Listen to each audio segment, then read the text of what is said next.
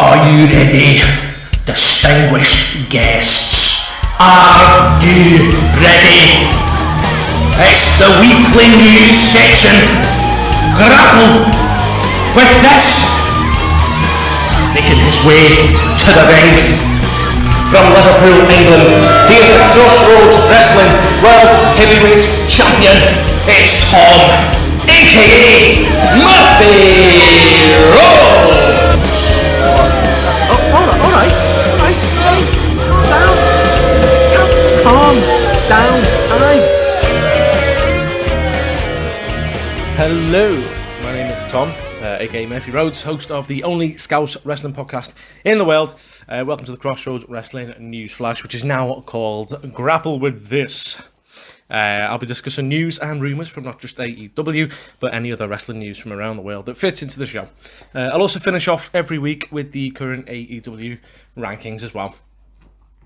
Remember, you can follow the show at Crossroads Wrestling without the G, and you can follow me at the Murphy Rhodes. We've also just got a brand spanking new website, so head to crossroadswrestling.weebly.com because I'm cheap and can't afford a domain, where all the links to all of the streaming platforms are in one place, so you can just grab them. The RSS feeds on there as well directly for the weekly podcast for ease of use. So in AEW news this week, to be honest, I'm finding it hard to grapple with this, really.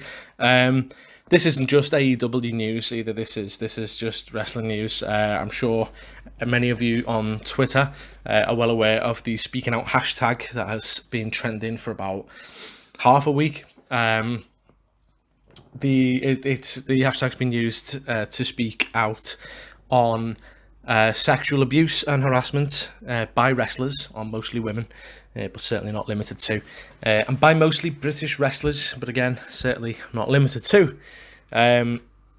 It's also given an opportunity for many other people to come forward with stories of their abuse as well. First of all, I just want to absolutely commend the strength. No, let's just wait for this car van to go past to ruin my big moment. No, it's not my moment.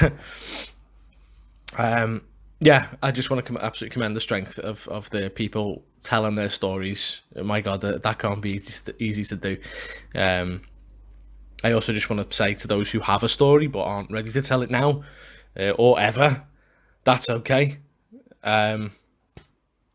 Sorry for what you went through. I've seen a lot of people on Twitter pushing these people to give a name out of who their abuser was. That is not okay.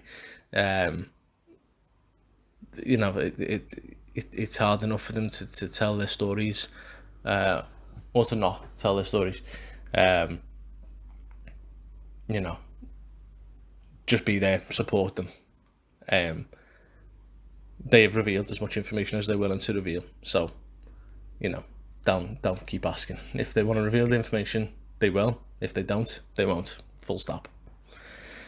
I was initially going to run through, when this first happened, I was in such a shocked state, of course, like I'm sure many other people were.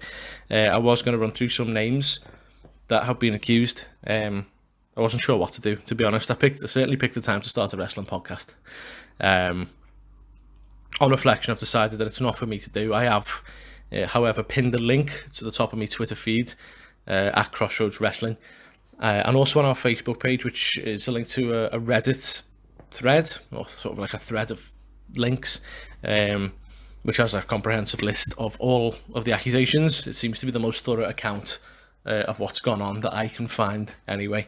So if you want to know more, follow the Reddit link and read it. It's pretty harrowing, so you know you've been warned.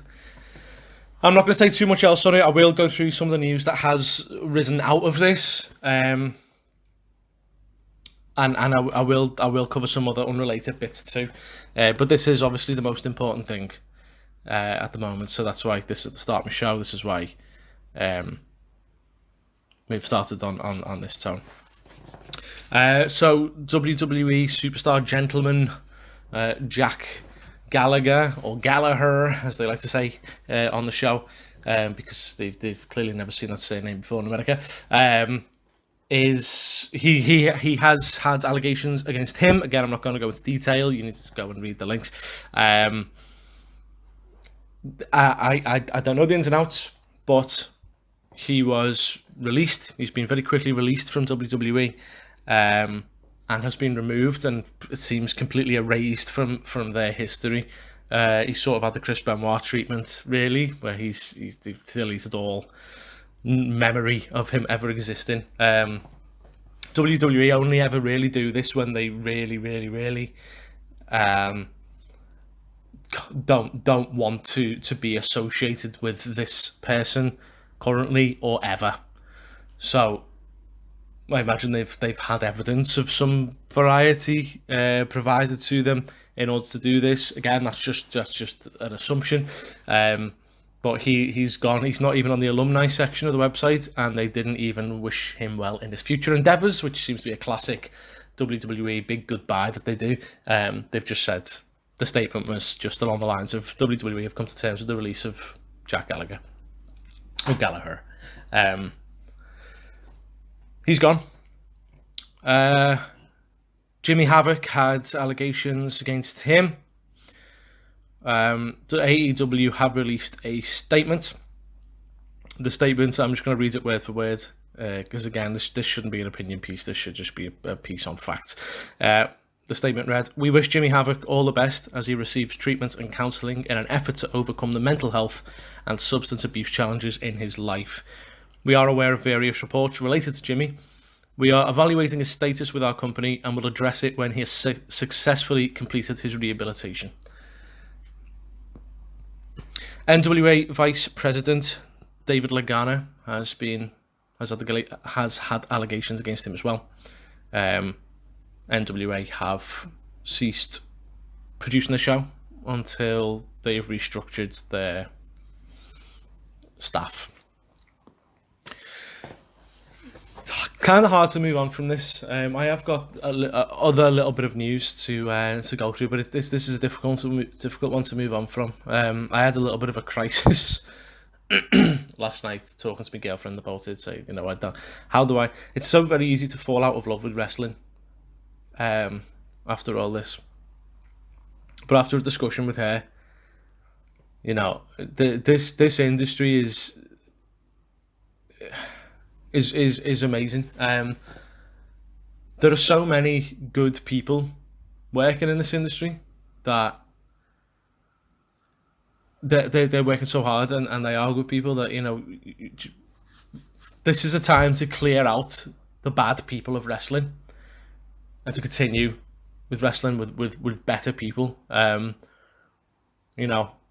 There's if you're falling out of love with wrestling, it's not wrestling that you should fall out of love with. It's the wrestlers. If you were a fan of these wrestlers, it's time you get rid of that love that you have for them.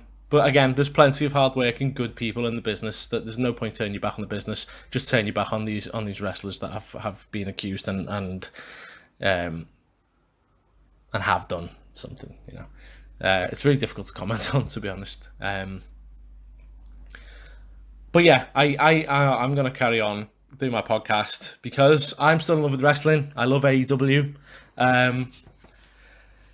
I just hate pervs and bad people. So let's get rid of them and let's crack on and enjoy the sport that we have come to love over the years. So I'm gonna move on. I've already got a little bit of news. I read a article yesterday. Aubrey Edwards commenting on WWE, saying that she's glad she wasn't wanted by them, essentially, and was never hired by them.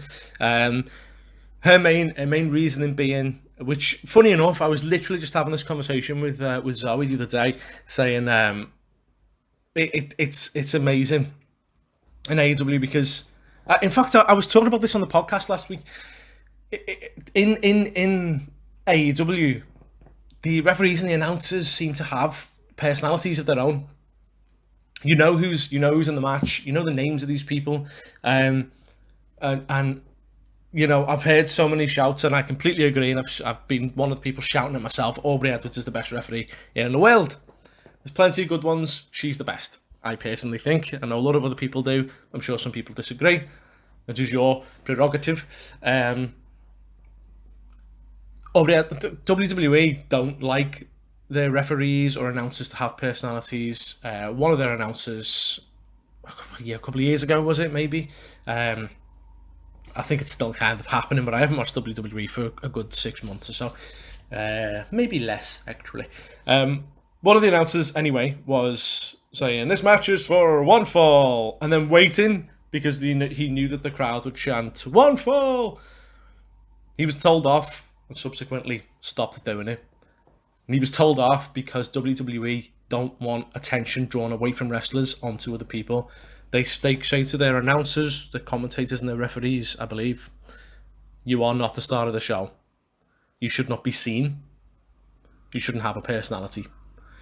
So, which is a complete opposite to how AEW do things, and I love it as well because it doesn't take away from the wrestlers. It just adds to that person. It adds to the ref. It adds to the announcer. It adds to the commentator.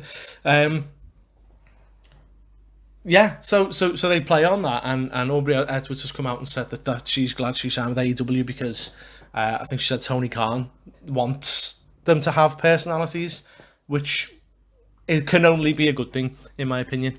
That leads me nicely on to a little bit of news which I'm particularly excited about. AEW Video Game has been announced in an interview with Aubrey Edwards, who happens to be the project coordinator. All I can say is get in. Very, very happy about this. I have been a video game fan forever.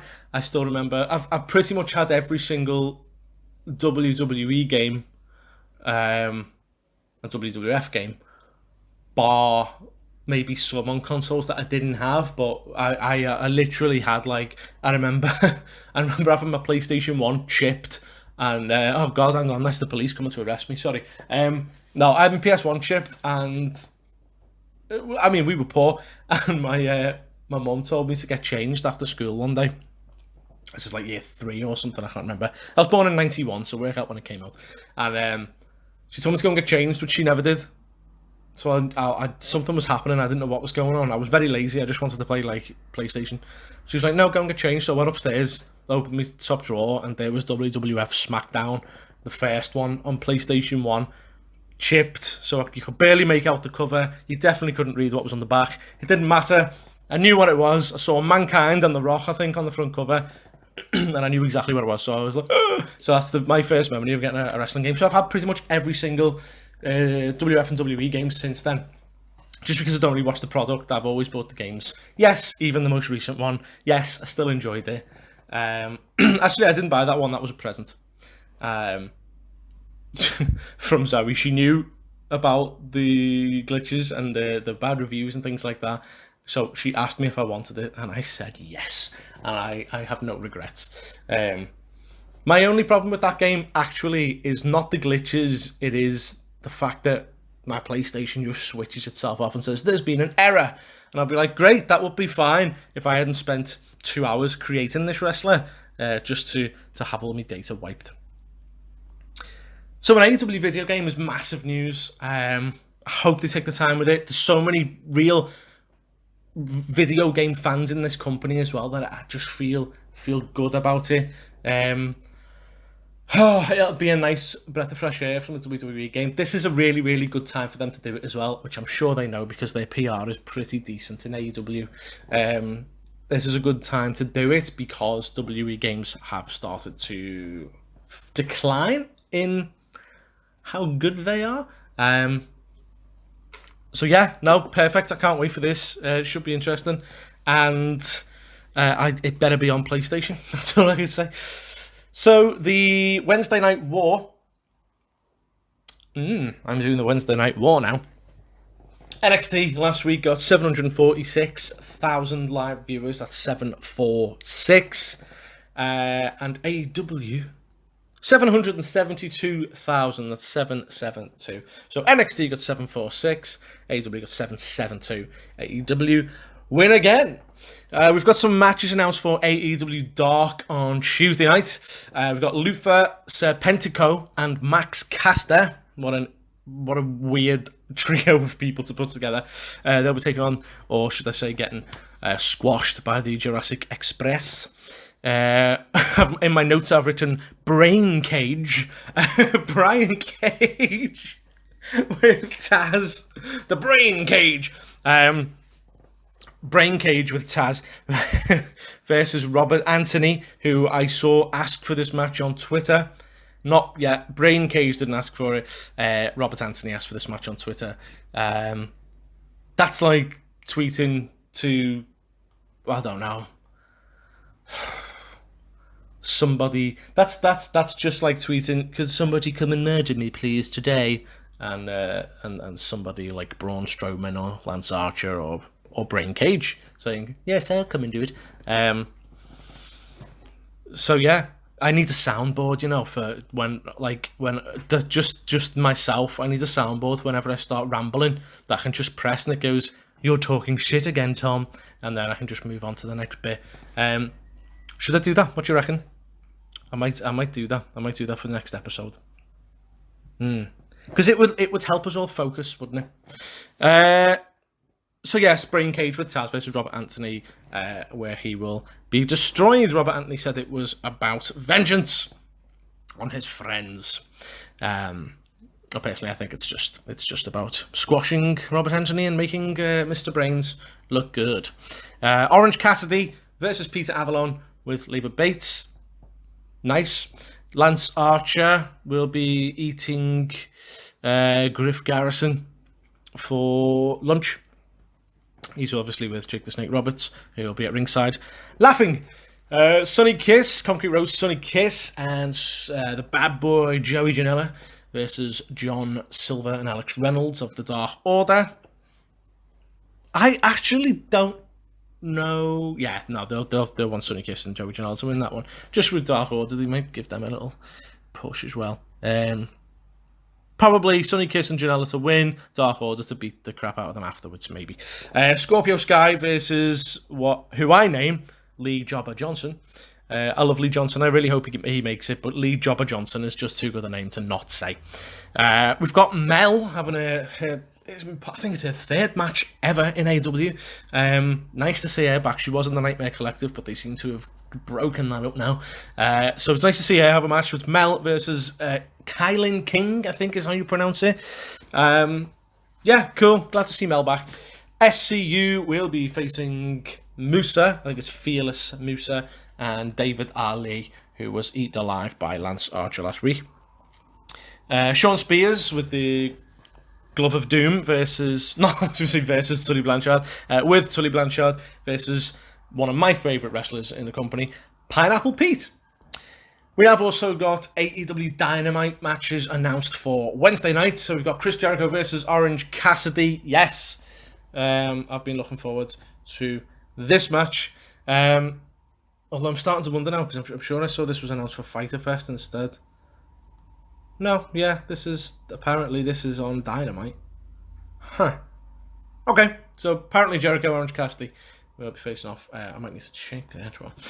John Moxley is in action with Taz on commentary. We saw that announced last week. So I assume Brian Cage will be there in some form. FTR will be facing off against Dustin Rhodes and QT Marshall, Natural Nightmares. I think FTR need to start winning some matches, which obviously they are going to be doing and are doing, to get themselves on the tag team rankings leaderboard. Sammy Guevara will be taking on Matt Hardy. I believe he chose to face, because obviously Matt Hardy said, you can choose which gimmick you have. I think Sammy Guevara said original Matt Hardy, so I think that is the gimmick he will be using. We've got a lumberjack match with Wardlow taking on Luchasaurus. Again, every match is a lumberjack match. They'll just be on the closer side of the barrier. AEW rankings, then let's finish the show off in numbered style. So that actually the men's division is exactly the same as it was last week. So John Moxley is AEW World Heavyweight Champion. Cody Rhodes is still TNT Champion. We've got MJF is number 1 contender, Lance Archer number 2, Brody Lee's number 3, Kenny Omega number 4, and Chris Jericho is number 5. It's really the heavyweights in the division. I like MJF being first though, and not getting a match. It's just like it sums it up. It's really, really cool. I like what he's doing. But yeah, that's exactly the same as last week. Women's division, we've got Hikaru Shida is AEW Women's Champion still. Nyla Rose is still in first. Chris Statlander is still in second. Penelope Ford has leapfrogged Britt Baker and Yuka Sakazaki and has jumped up to third. Of course, she will be getting a championship match at Fyter Fest. Tag team rankings. Kenny Omega, Hangman Adam Page are still AEW Tag Team Champions, having not had a defense. Actually, they did have a defense, but they won it. Number 1 contenders are Best Friends. Number 2, Natural Nightmares. Number 3, Private Party. Number 4 is Dark Order, Stu Grayson and Evil Uno. And number 5 is the Young Bucks. I see that SCU have dropped. They were 4th last week. They've dropped from there, and Dark Order have replaced them. So that was Grapple with This. Thank you very much for listening. Again, we've got a new website. Get on it. crossroadswrestling.weebly.com. All of your podcast streaming links are on that website. You can follow me at Crossroads Wrestling and at The Murphy Roads. Please tweet me. I want to know who's listening. I want to know who you are. At the moment, all I know is my fan base consists of my mum, my girlfriend, and me. So please tweet me. Again, as I say, I really do want to know who you are. I know people say this on the shows, but I do. I want to know who my audience is. Talk to me, interact with me, tell me what you want to see on the show, or hear on the show, I suppose, because I will listen. You know, I'm a down-to-earth guy. I'm not going to bite. Just you know, let's have a chat. I will be doing some extra content on YouTube shortly, just because it's fun and I'm passionate about AEW. Peace. Now being stretchered out of the building, and still your Crossroads Wrestling World Heavyweight Champion, Tom, a.k.a.